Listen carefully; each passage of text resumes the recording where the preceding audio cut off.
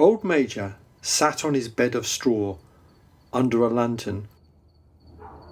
He was 12 years old and had lately grown rather stout, but he was still a majestic-looking pig with a wise and benevolent appearance.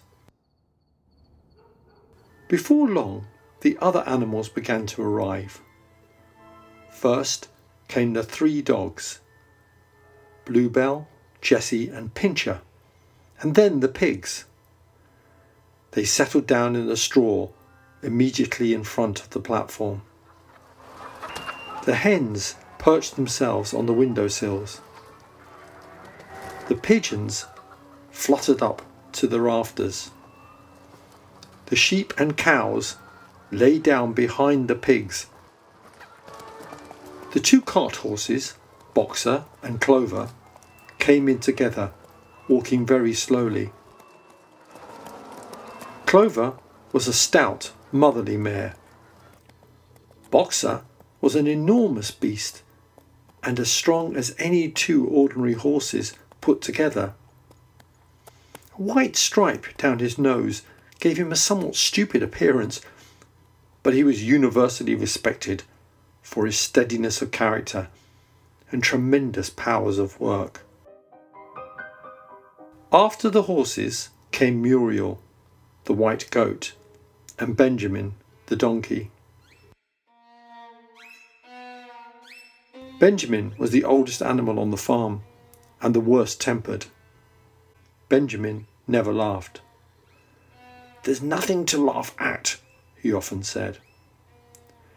Nevertheless, without openly admitting it, he was devoted to Boxer. The 2 of them usually spent their Sundays together in the small paddock beyond the orchard, grazing side by side and never speaking. The 2 horses made a sort of wall for a brood of ducklings which had lost their mother. They filed into the barn, wandering from side to side. Clover helped them nestle down below her big leg, where they would not be trodden on. The ducklings promptly fell asleep.